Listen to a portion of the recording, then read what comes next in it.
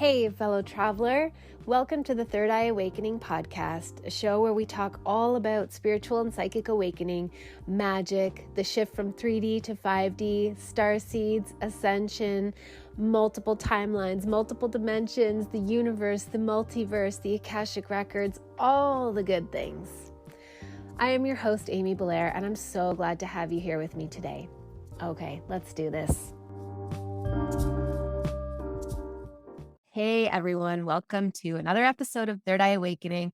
I am really excited today to welcome Yael Green to speak with us. She has a very interesting perspective, a very interesting experience, which I'm really excited to share. So she's going to talk to us about life as a hybrid human and what that even means, and being a living portal, which I feel like I understand what both of those mean, but I can't wait to hear her perspective on it. Hybrid crystalline DNA, accessing plasma states and other dimensions in real time, portals and stargates. It's just going to be a very next level conversation, I'm sure. So thank you, Yael, for joining me. Welcome. Thank you. I'm excited to be here. I've been looking forward to this connection.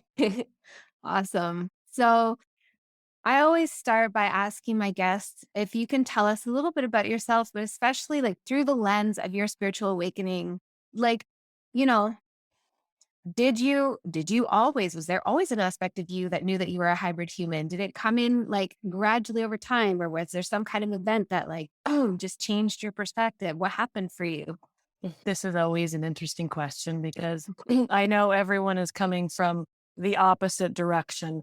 And for me, I'm trying to figure out, wow, this whole earth plane in comparison to where I came from is very different.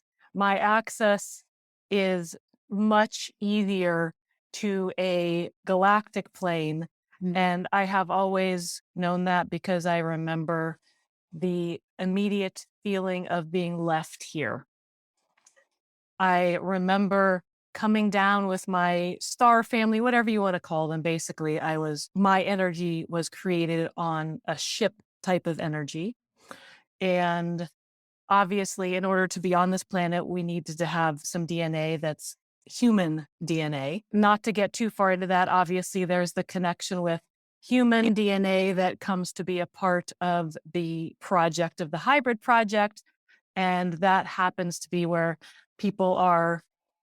And I think the word that people use now is they're taken onto ships, right? There's no abduction that happens. This is a complete agreement that happens because we're working in conjunction. Humanity, this physical body, we're working in conjunction to where we used to be. So there was a piece of human DNA that was inserted into this energetic body, into this being, so that I could be physical and dense here on this planet. And most of everything that I understand is about the galactic understanding. All of the assignments that I've had, everything that I've done is in that realm. So coming here, 50 linear years ago was a shock in that we travel all around constantly when we're in galactic energetic form.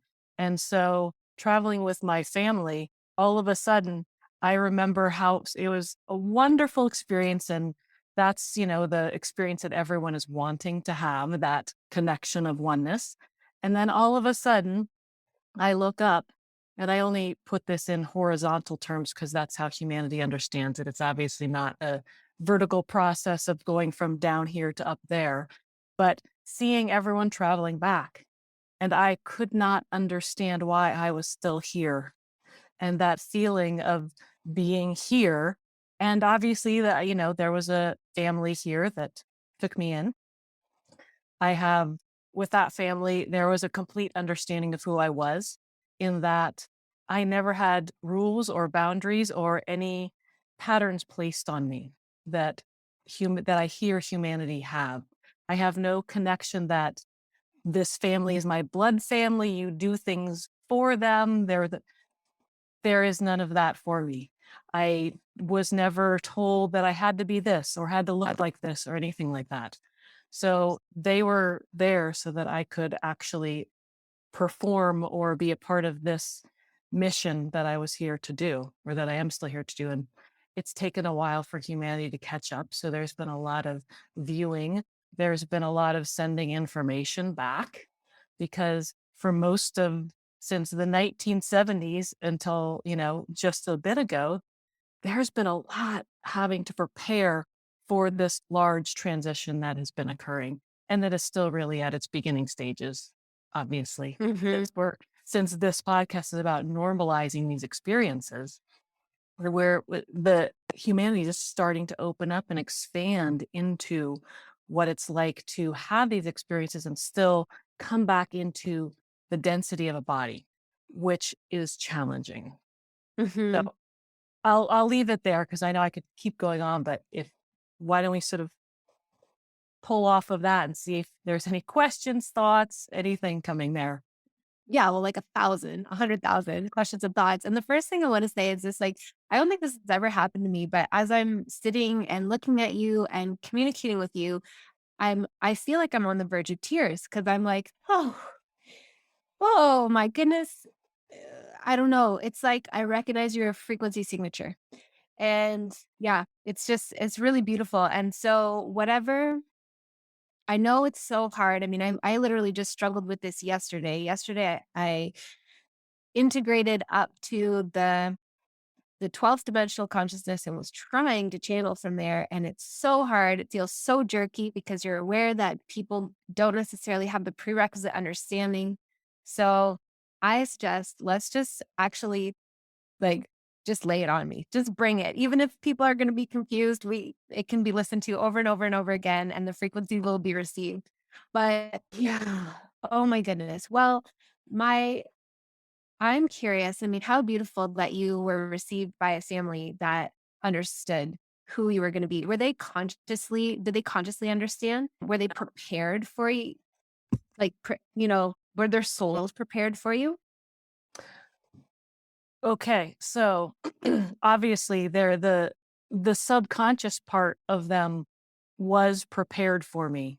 And whether that came in the form of they had to numb themselves to a certain point to be able to be in the same space with me, or I had to pull back and have my own space and Mm-hmm. interact, that was, I knew that there wasn't any friction in why I was here.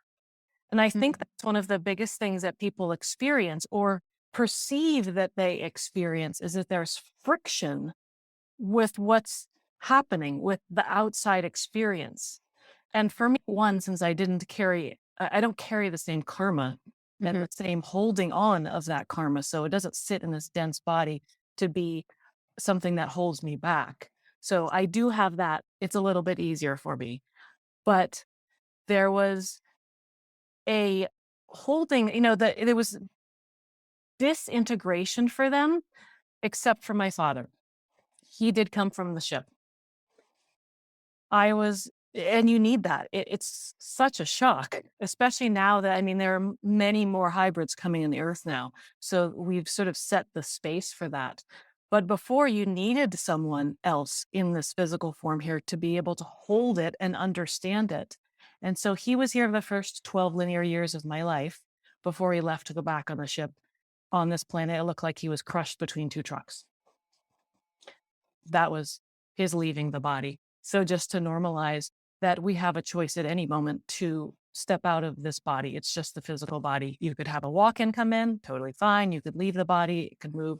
So he that was his moment where, okay, he's leaving. And now I'm stepping up into this next piece of who I'm needing to be here. And so they really the family that was there allowed me to be that in a way that they didn't really have to interact with it on a conscious level. Mm-hmm. And that was absolutely fine. There it was, and it's not as if I didn't experience traumas. There was traumas that occurred, and I just want to say that to normalize, I'm in a body. Yeah. I do experience traumas. I had some sexual abuse trauma. There was those traumas that still occurred. But also it's not something that is continually playing to stop the assignment. It's happening it happens in conjunction with what I'm here to do.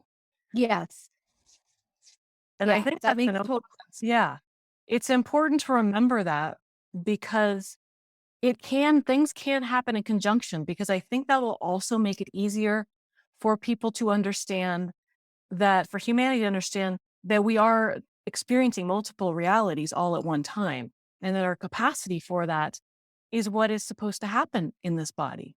Mhm, That is I know we throw around this word multidimensional so often, but that is what multidimensionality is that we're moving fluidly between all of these segments and between all of these things that we're trying to put in boxes for our ego mind to understand, which is where if we can flip it on its head, we can start to move more fluidly. That they don't have to be segments or segmented into boxes. mhm, That allows us to be in a plasmic state much easier when we're moving through the transitions without even knowing we're transitioning through mhm. dimensions. Does that make sense? It totally makes sense. And so, mm, just to cycle it back to you to make sure that I am understanding it properly, it's kind of like we, from a human perspective, compartmentalize what we experience and we create stories around them that then like support that compartmentalization and that fragmentation. And that's just part and parcel of the human experience. It's not even something wrong. We're not doing anything wrong. It's very easy to get stuck in that perspective, but actually all of it, everything that we're experiencing, all of the traumas, all of the joys, our greater mission, our whole entire consciousness up and down the Sushumna line is all happening fluidly at once in this incredibly beautiful geometric pattern dance. And we're just expanding our consciousness to like be in that dance. Yes, Right. that is exactly, and that's what I love about it. Everyone translates this in such a beautiful way, and I appreciate that because it's it comes through, and that's where I really rely on humanity to ground it in, who have been here and can create a geometric framework for it that is personal. And that's the other thing I want to mention is like we listen to a lot of things and we hear a lot of things, but this is about really personalizing it in this is our opportunity to personalize it in this body right now. Mm, Because if you've come through in a million bodies, which I don't understand what that is like, you get an opportunity to personalize that in that particular body, in that particular frequency. yeah. That's that's the thing about being in this body. So we're not trying to leave this unless you actually are, which is fine. But you're you're you're molding it in this beautiful structure that we get to be mirrored. And I pointing outside because there's always trees around me. That the natural world, which is what we call it, but really a representation of what comes through of universality and oneness put onto this planet. So we get to see that. And so then we get to feel what that is mirrored like and make it our own so that we can then return back to the oneness. And then we can come back here. And that is constantly occurring. And that's why water and everything that lives in that structure lives with that frequency and resonance and knows that. Mhm, You don't know that in fire.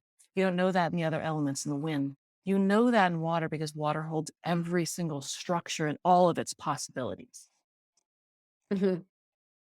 It's so beautiful. And I'm like, oh my gosh, I can get over the timing. And yes, of course I can, but it's just so funny because I must have been like pre-tuning into this conversation yesterday as I was receiving that exact message of like, oh, there's nothing wrong with your life. There's nothing wrong with your body. Your body is a portal to bring in that multidimensional consciousness. And like every messy piece of our lives are so perfect. They are these spaces where we get to like, I don't know, it's like plucking a note on a harp and sending out these reverberations of,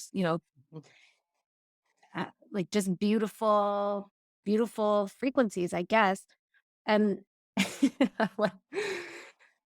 I must have just been tuning into you yesterday, and that's where I got the access to that from. But interestingly, I've also been getting these codes about the elemental fabric of this particular I perceive this realm to be a holographic simulation, but a benevolent, a beautiful one. Mhm. And so the way I translate it and understand it is that there's this like source code pattern, kind of like stem cells in the body. And then they end up deviating to become their own expression. And I'm becoming aware of the elemental source code. So the source code of water and the source code of fire, as you say. And it sounds like you are like you're kind of a water keeper, or you're very connected to the water element. Mhm. Yeah. It's all of the work that I did off planet was portal work, creating councils that are overseeing what moves through those spaces. Because oftentimes there's things left in those spaces that need clearing, that need to have a neutrality placed around it. And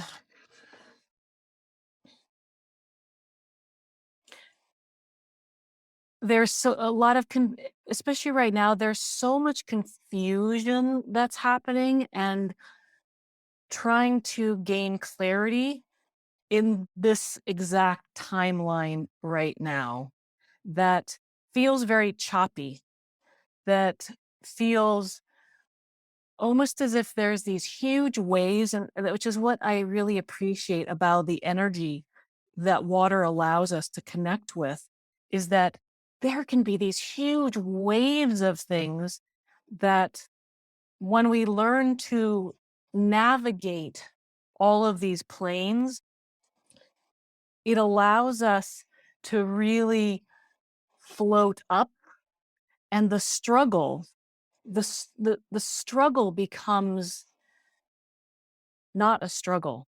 It ends up being just a higher frequency that our body isn't used to holding. Mm. So if we translate what we think is as struggle and pushing and resistance as a very high vibrational frequency, that for the nervous system, which is our main communication device into the brain, when that is transitioning and creating new pathways, it can feel painful, Hmm.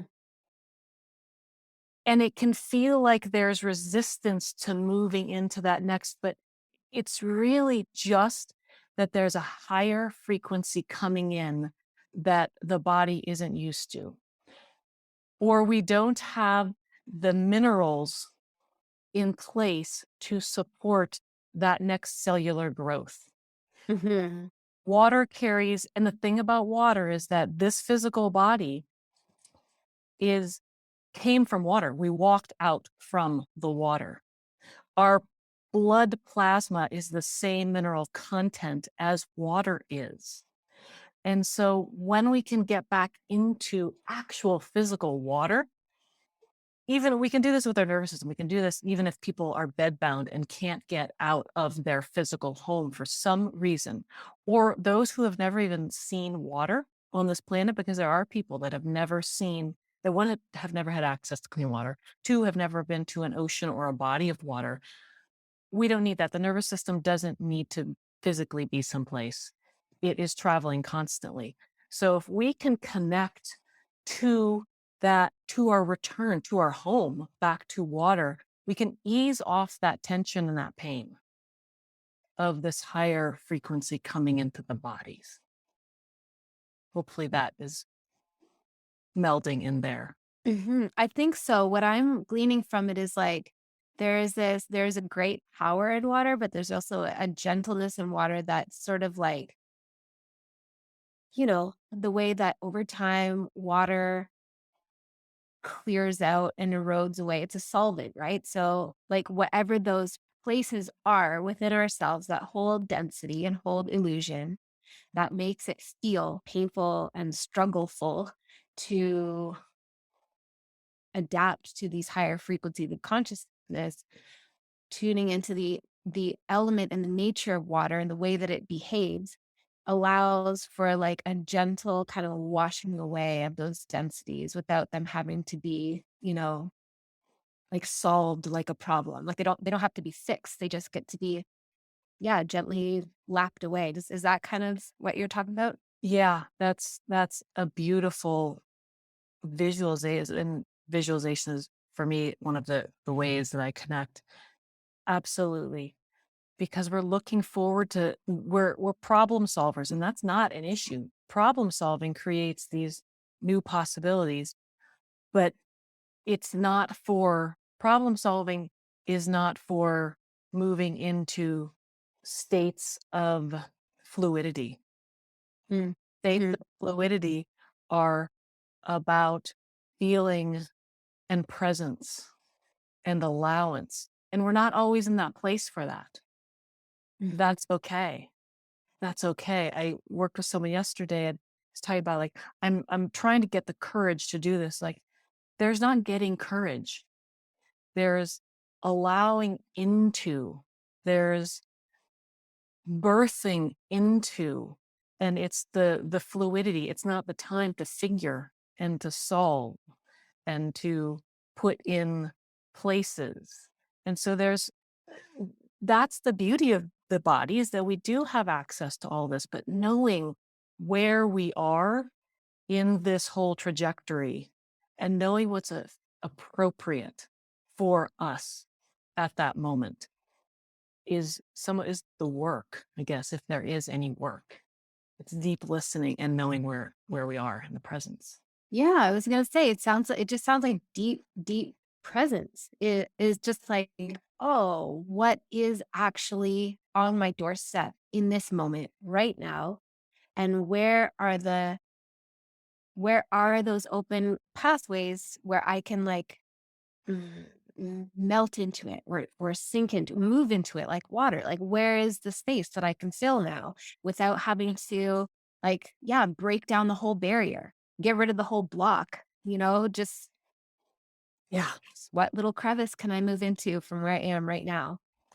And that is, you'll notice that water moves into any tiny space. If you have any tiny space, even that you cannot even see, if anyone's experienced flooding in an area, you're like, where did that come from? You thought everything was secured. And that's the idea is like, we're not. And that also, not only is that, we're not. Am I not always protected? Oh, am I not? Is there always an opening? Mm. There is always the tiniest of opening that you didn't even see, because water knows that. And it will get in every place that you did not see. There's no way that you can fill the tiniest of cracks, because we need those tiniest of openings at times when we don't know we need them. And it shows itself then. And it reminds us that there is that tiniest of openings, no matter how much you've secured your home or your space. There's always those little breaks in it. And I think that's Mhm. the beauty of what it does. It reminds us that it can really support and fill us at any moment. And even the flooding, because yeah, we need flooding. We need overwhelm. Why are there so many flood myths? Why is that origin story for planets? Because that is our life-giving force, is this flood. And when we need a flood to remind us because those cracks weren't enough, we will receive that flood over and over again until we melt into it, until we Mhm. become one with it. Yeah. And so I think that's such a beautiful reframe because the the I find one of the challenges of being human is that the ego feels so afraid. It always feels so afraid. It's the part of us that feels separate. And I believe that it's a beautiful thing because it's what allows us to buy into this experience we're having. Yeah.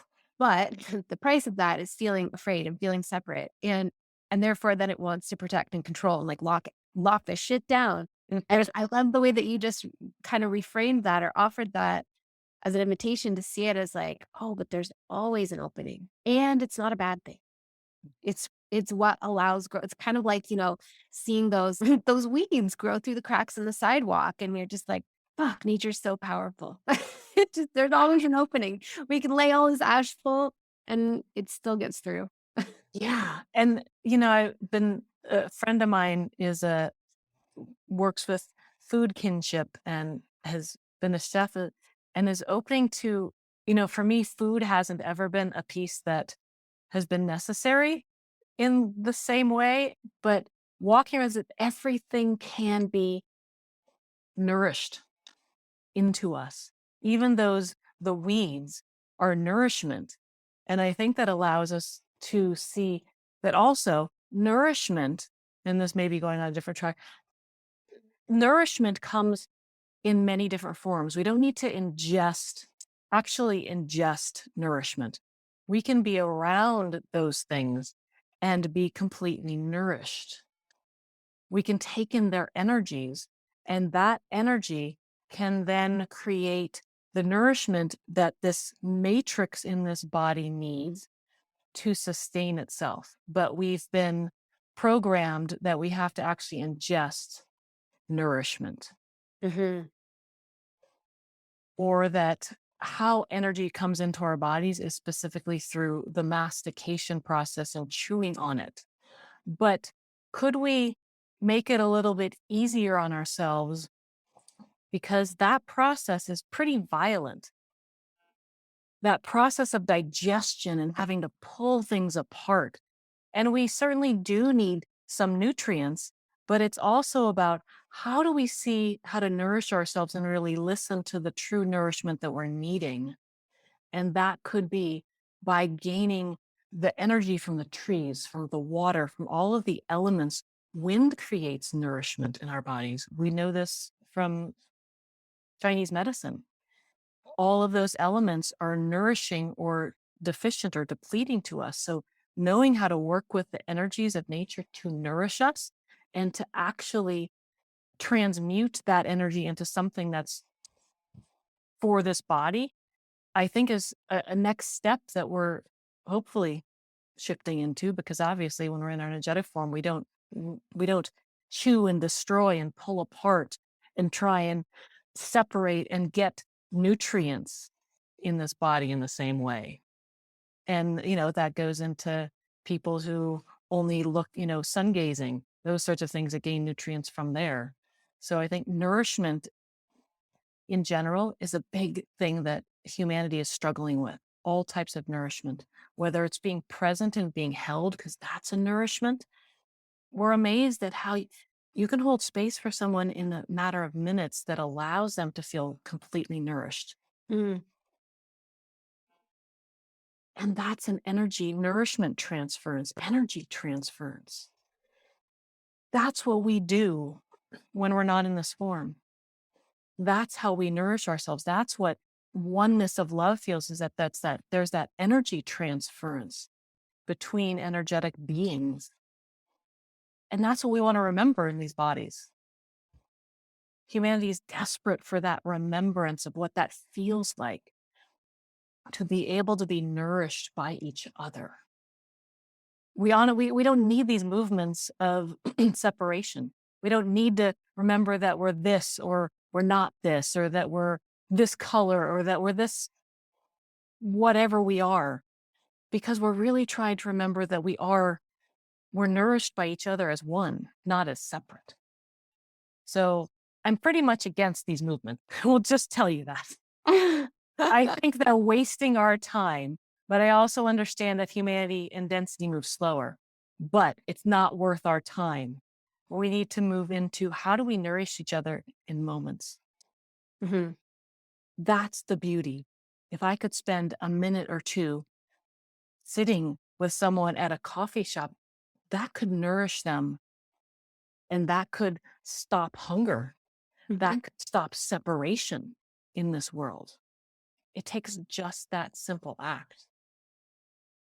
Yeah, I agree. Like I feel like these movements. I'm assuming that you're referring to like various like social justice, political movements. Yes. Yeah. And I just feel like they're a distraction.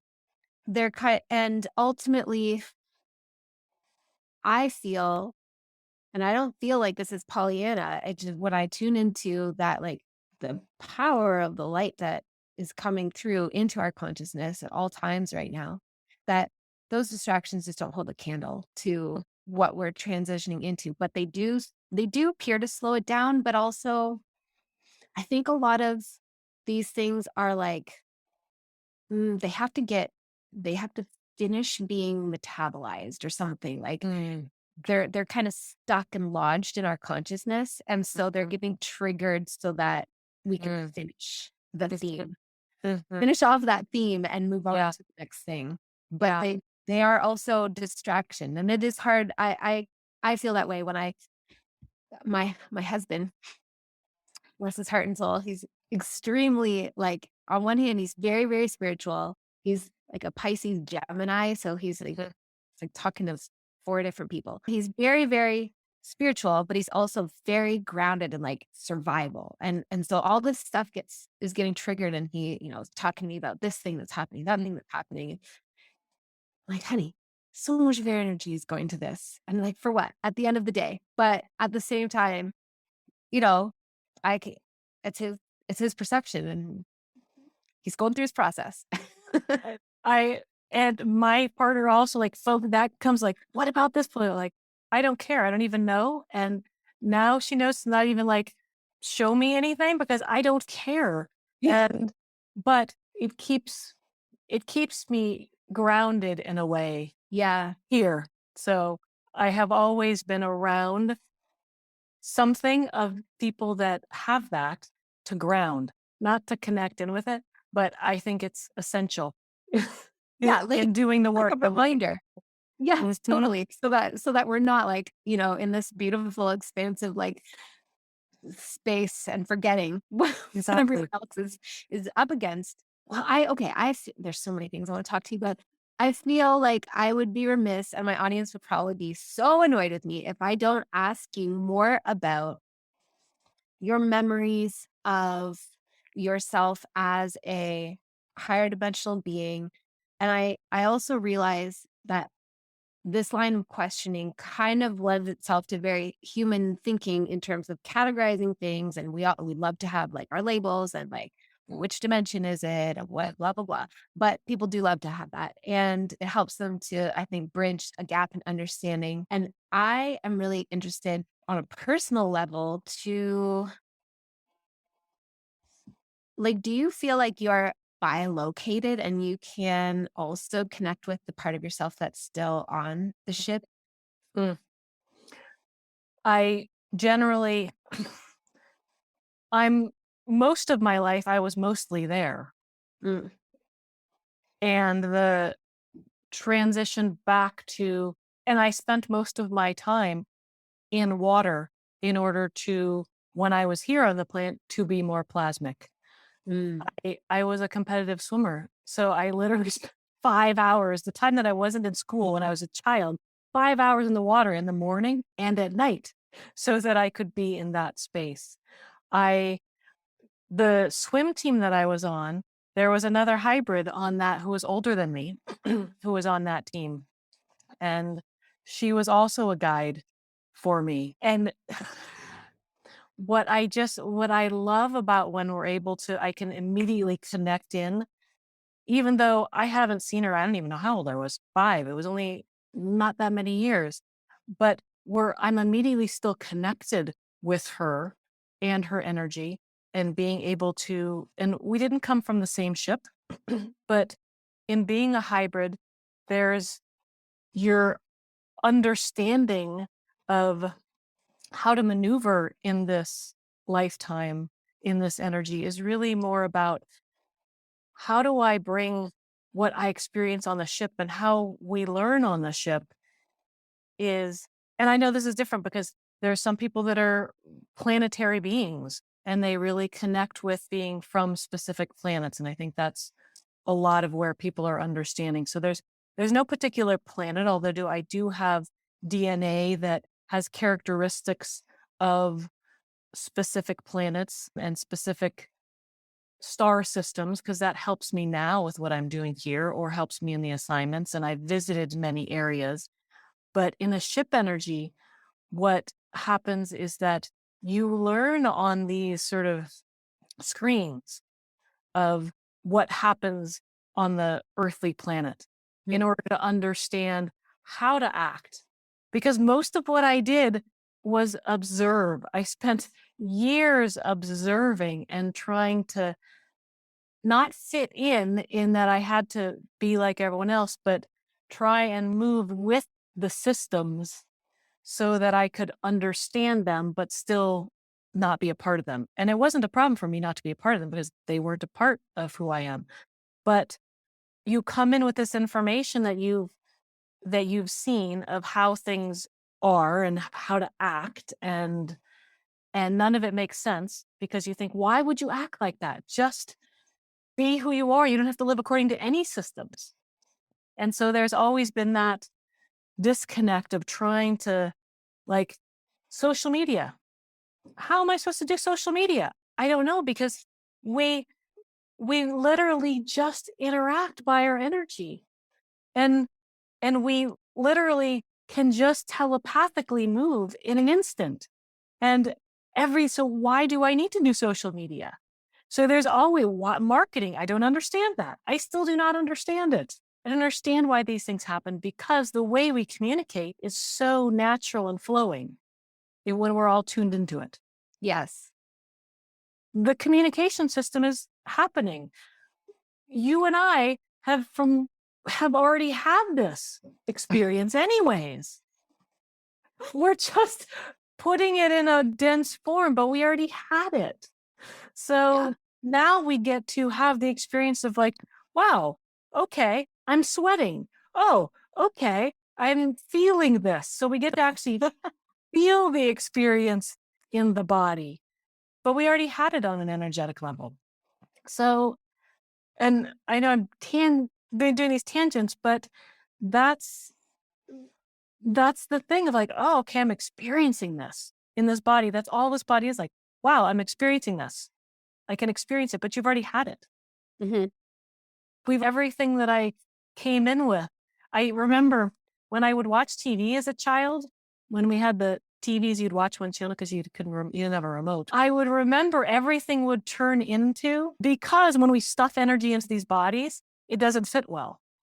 Hence why those memes that people put on things are always these weird, oddly shaped aliens.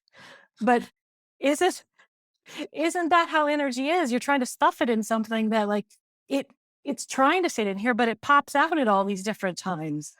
And so I remember seeing all these different figures that would pop out of their bodysuits on the TV and actually come out of the TV. And it's just funny to me. It's a hilarious thing of how we stuff energy into these bodies and try to make the bodies a certain shape.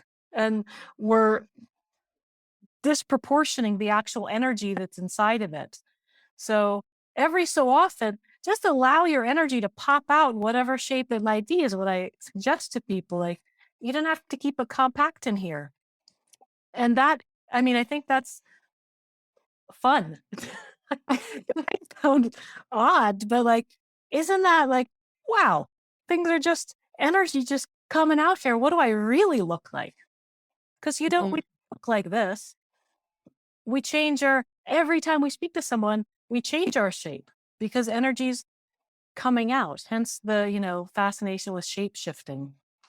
Well, we do shapeshift, don't we? Like it literally, we call it the aging process, but it's actually shapeshifting. Because if you look at the whole, like if you take your pictures all the way from, the day you were born, all the way up until present moment right now, all of the ways that like we've changed our hairstyle and like we accept that we're like, oh, it's a surface level change. I had a different hairstyle, I wear different clothes.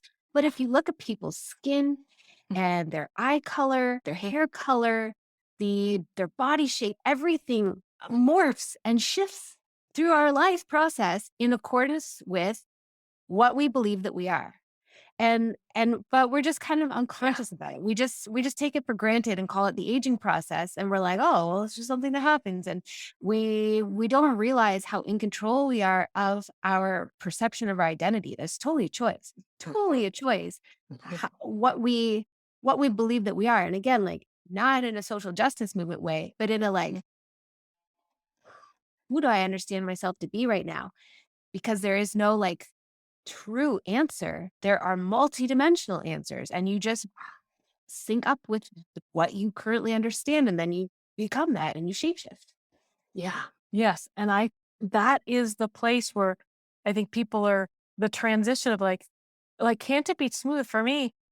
The change is like, okay, moving on to the next change, done with that change. There's the easiest thing for me, like, I have items, don't have items now. Okay, I'm on the next thing. And that's how do we shapeshift into these different places without still holding on to what we thought we were? Like, Yeah, is it a big deal that we're not that anymore? Well, I don't understand why it is a big deal. You're just yeah. not that. Be But something. well, I'm curious. Then it leads me to wonder: are you aware if you have had any other lives on Earth, or is this Oh, your first one? Okay, first one. I used to work as a midwife, and when I received these fresh babies into the world, I would go away from the rest of my team and I would be like, welcome back. And then occasionally there would be like very few proportionately the ones that I welcomed, but every now and then there'd be one where I'd be like, welcome. It's here. Like I would try to download to them, these like frequencies, like some of us see you. You're okay here. It's gonna be okay. But I think that's why people hold on to when they've had many lives. And even it's kind of strange, like, man, it's hard to have these conversations, isn't it? Because there's so much prerequisite information for it to make sense. But I also read the Akashic records for people. And so what I've assembled through all of my readings is that we are there's a portion of the human population that kind of loops around karmically. So they keep coming back, looping, looping, looping. And then there's others who come in free of that karmic looping, but we usually choose, I don't know, where we come into like 5 different lives or something like that at the same time. And it's kind of like a drip down. And they're at different points on the linear timeline. And though I think people who are doing that, it's easier for us to be, and then there are people like you who are like, "Oh, I've never even been here before. So I don't even get any of this weirdness that you guys are doing." But when we're not looping, it's easier for us to get to that point where we're like, this story of what I experience actually isn't a reflection of me at all. It's just part of kind of the holographic dream simulation projection.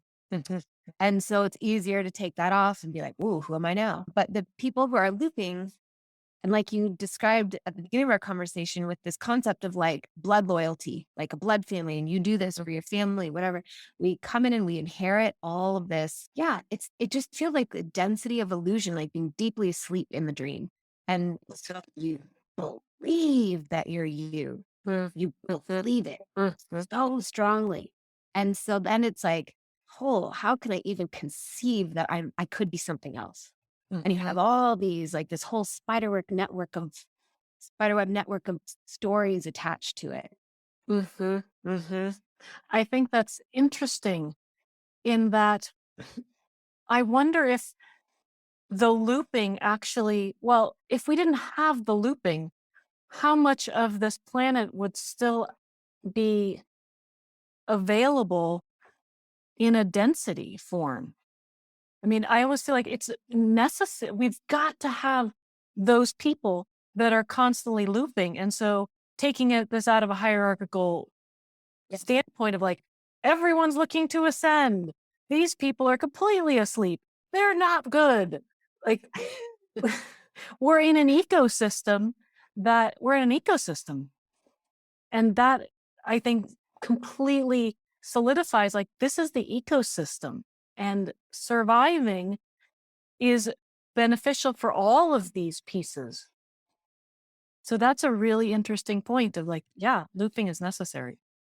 Yeah, well, I definitely feel that. Like in this late winter, I started to get this understanding like, we're not really in the third dimension as we understand it anymore. We're not actually so physical anymore. We're much more plasma, like you're describing, because we're becoming collectively much more fluid. I think we're mostly like, we're still looping, a lot of us, but it's in the fourth dimensional realm of the stories, the narratives. Mhm. But I do believe, like, when I feel into it and feel into the past, like, let's say 100 linear years ago, it definitely feels more physical. And I think that's where, like, that buy-in, that ego, it's not something that we need to demonize or, like, kill or liberate ourselves from. It's just ascension. My beautiful soul sister, Kara Busacker, referred to it as expansion. She's like, I don't really feel good about ascension. I'm gonna start referring to it as expansion. I think that's just what it is. When you're ready, your consciousness can expand into the moreness that it always was anyway. Yeah. And so you can be in an ego and a human form and be existing multidimensionally, like you say, in this fluid sort of dance. Yeah. And I think that also allows us to pick up fragmentary pieces of those of information, absolutely, but also of those who have fragmented themselves for specific pieces of information, right? The gurus, the Rudolf Steiners, all of those fragments who have broken apart in order so that we can sort of reach into those spaces and pull those fragments into this particular matrix in that dimension that we're in. Mhm. Absolutely. And so I'm curious, do you perceive, like, even as we talk about the looping, and there's an aspect of it that is required to maintain this plane of the ecosystem. Mhm. Do you perceive that there is any, like, that any aspect of consciousness is kind of like trapped in the looping, like it's got a momentum of its own, and that there are fragments that they are ready, they want to be liberated, but the they almost need like a tuning fork to calibrate to. Does that does that resonate with you at all? And if it doesn't, I completely honor that. Mhm. Well, what's coming up is that, and I think this will help inform some of that, is that as we remember our galactic, that, that this isn't some paradise as well. There is a definite amount happening in that realm, in those dimensions as well. This is not, we get to now transcend everything. There's a system between that is learning. We might think that where we've come from is this idyllic perfectness, but in that there is still consciousness expanding there as well. It's just in a different speed and shape. And they're learning from humanity as much. And so that's an important piece to remember, that I think that there's a harmonics that is occurring, which is the tuning fork piece when we move. And this is a sound frequency, right? A light frequency, whatever we want to call it, that moves at that point where it connects between humanity and these galactic realms, that were actually at that moment, at that 0 point field that they come to. That's when everyone's quote unquote fragments can shift, and not necessarily a breaking apart, but how I see it is, it's this beautiful forming of a union between consciousnesses. We don't have to break things apart anymore. Mhm.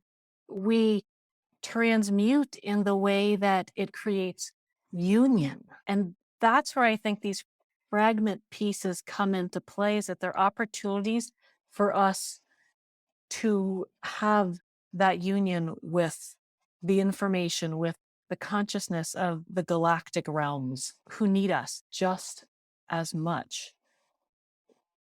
Because what we're going through here is profoundly impactful and important for the knowledge, for their expansion. I know I'm saying us and them, and there's no other terms beside Yes. to understand this.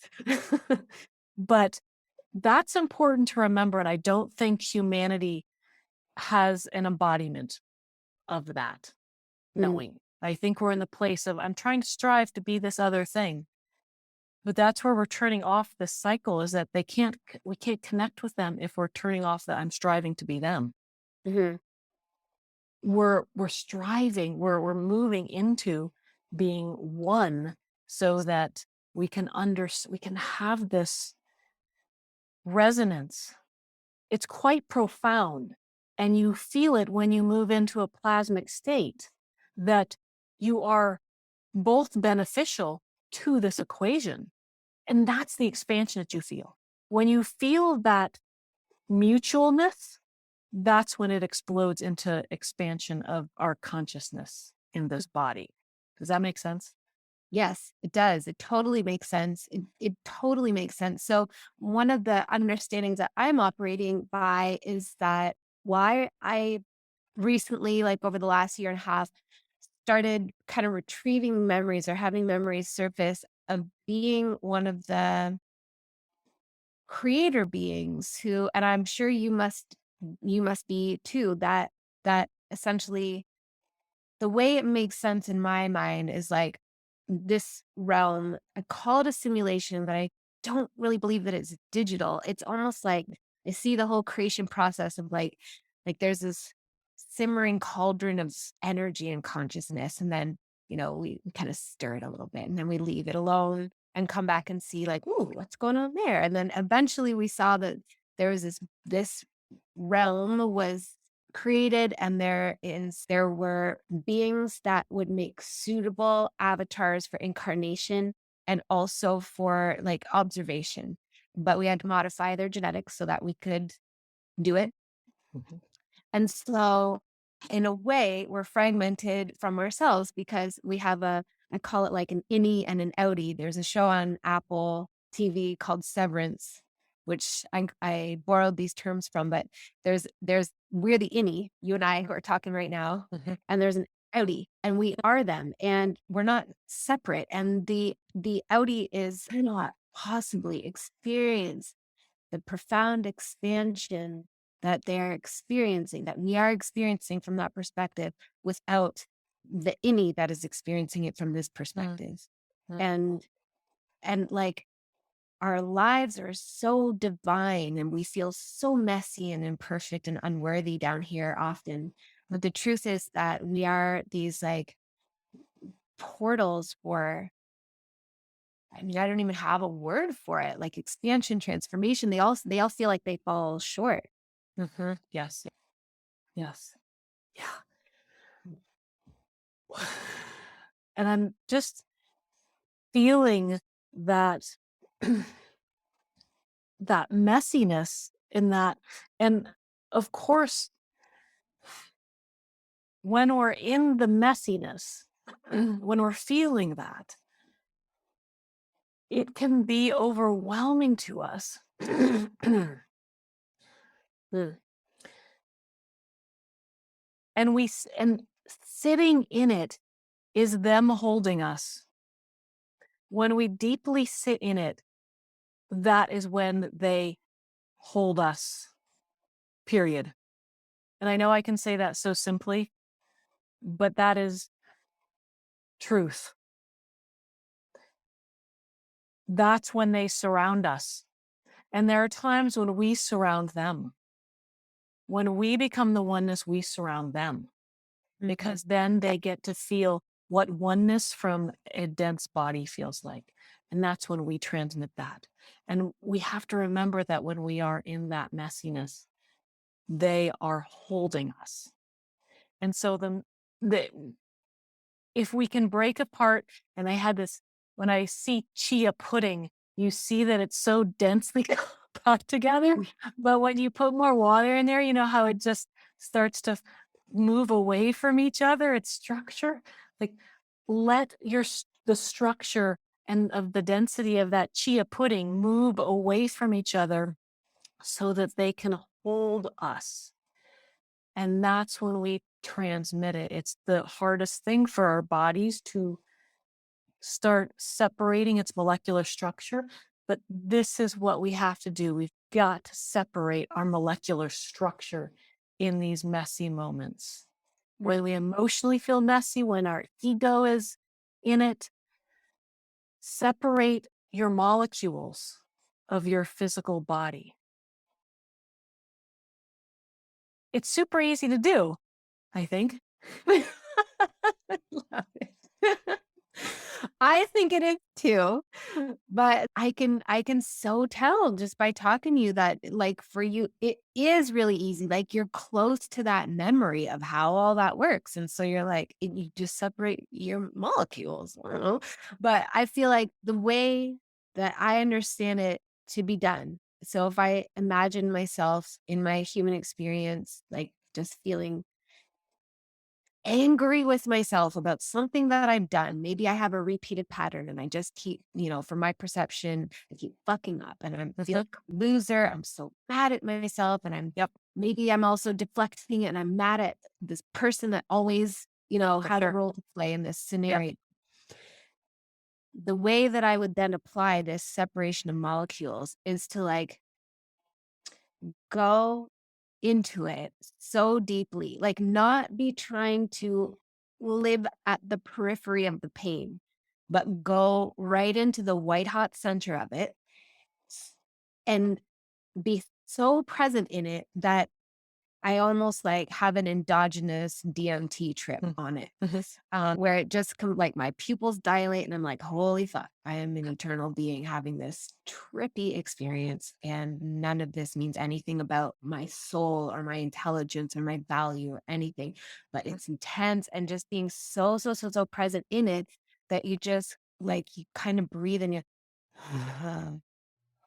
and then all of the molecules separate and those openings are created and the energy of water comes in and sort of like rearranges it like a kaleidoscope reforming and rearranging. And all of a sudden, like you're changed. It's that fast. It's that easy. That's kind of how it translates to me. May I offer an alternative? Yes, of course. Bring in that, and I want you to bring in that blaming of the outside. I want you to bring in the fiery heat that develops underneath the ribs and in the pelvis and starts to sort of flew all of those pieces and all of the intellectualization of it. And I want you to see if you can move in the spaces in between Hmm. the molecules, in the extracellular spaces, Mhm. and let all the tension in the back of the legs and the back of the body and the front of the throat and all of those pieces continue to build. We're not having to gain energy. Just let it ride in it and continue to move through the extracellular space. I know hopefully everyone has seen cells and that there's space in between where specifically structured water moves. Don't have to get into that, but w- move in between those cells and skimming along there and feeling the edge on the cell and of that energy, and continue to allow whatever is occurring in the mind and in the ego and in the heart and in the physical body to continue as you move into those spaces. Feel the vibration of the body as it starts to build up. Feel all of that. Feel the dehydration that you start to feel, and that is the physical body shifting itself as you hold space within the extracellular matrix, because we actually don't need to do anything for this. And this is the one thing I've learned about being in this body, is that the physical body has such intelligence that we can just be with the cellular matrix and it will shift itself if we allow that to come up. And it's not going to overwhelm us. It overwhelms us. And I'm not being contradictory here, but I'm going to put this forward. It overwhelms us when we go into the center of it. Mm.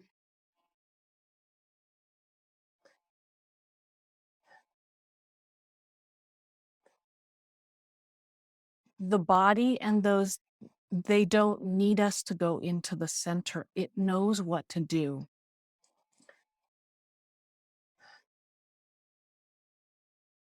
And I want to say, in the DMT experience, the songs, the voice that comes through, that's moving us in that flow with the plant medicines.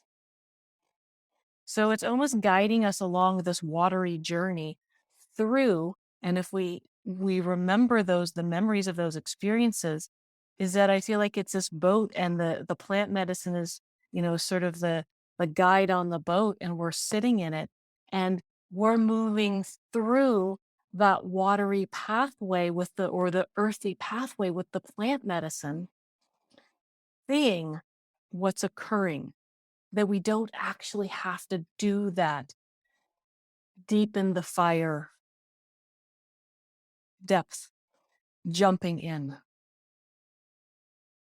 And I know there's exact the opposite of what you just said. That I think it's beautiful, because I think they're two different pathways to essentially being in a state of allowing the transformation to occur, and allowing what appears to be densely physical to actually be fluid and plasma like. And that for some people, maybe it's like my personality type, that it works for me to go like right into the fire to the point where like it burns so much that I don't even feel the heat anymore. Mhm. But maybe you're right for some people, and depending on like the thing that is being worked through, that actually that's totally overwhelming and totally not possible for somebody to do that. And that there are these other spaces they can move through. Yeah. And I think that's the piece of it, because I'm a person, like, I will go into something immediately, not knowing anything about it. I will dive right into the fire of things because I know that I can handle it. I know that I will figure out the way. And I ask, like, that is, yeah, let me just give up everything, move into that next space and see what it's like. I absolutely love that. And there's alternative, like, there's what's going to feel the right pathway. And I think that's why I would love people to start taking away that there are multiple, and these are only two. These are clearly just a couple pathways that we're presenting. And I want people to, we see, like, okay, a lot of plant medicine happening right now. Okay, purging. Like, for me at this point, and that's not where I'm leading right now. So remembering that even though there's a lot happening on the outside, that you can develop your own pathway, that there is that intelligence within, that even though there are offerings out there, how you're going to come through this is very personal and powerful for you, that you don't even need to see. It can be forms, but like dimensionally, that's why there are so many dimensions, that there are so many different pathways to that. And I get that this is a huge leap for many people, but I want to plant that seed that you have no idea where the pathway is going to be. So allow yourself to take the next step whether it is in the inside, outside, whatever it's going to look like. That's where you come to who you were. You already know that. You already know that. It gives a lot of freedom for people because we're only presenting two possibilities.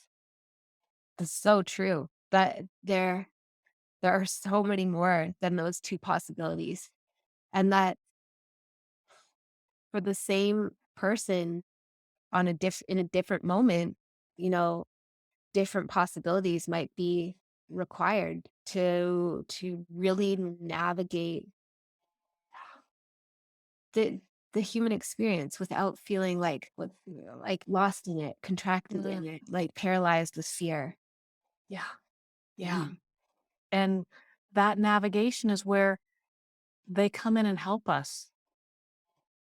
That if we just allow that information that we need, because they've done some of this work already, like why struggle? They've already done some of this. So tune into their holding of us and get some of that information so that we can move through it easier. And I'm not saying jumping into fire doing is necessarily easy, but it is like they have done some navigating that we haven't, and that can help us. So it's worth asking and staying open, because what other options do you have at that point anyways? Mhm. Yeah, absolutely.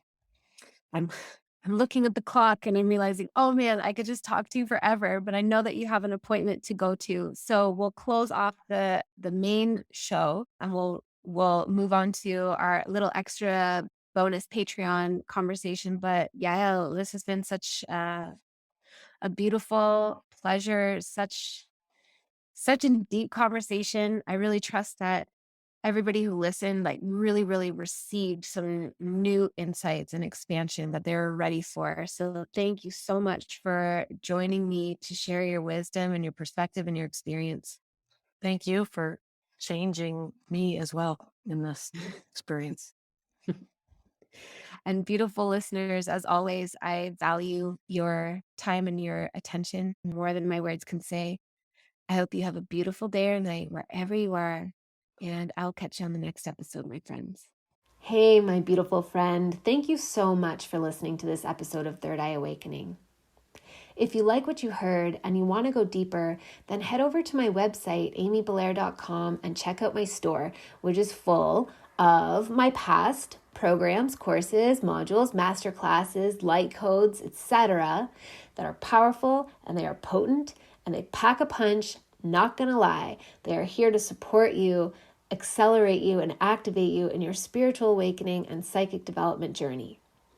Or if you want to stay in my most current, vibey, live energy, then I suggest that you head over to the Patreon and join me there.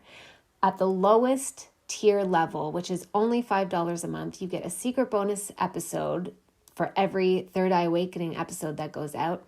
You also get a weekly energy report and light language activation, and you get a new moon and full moon emancipation transmission. So those are some fun ways to play, and I'll just remind you that I always have live programs going, so keep your eyes on my website, on my social media, and here on the podcast to find out what is the most current offering that I have. Either way, I love having you in my world, and I hope that I get to meet you and work with you soon.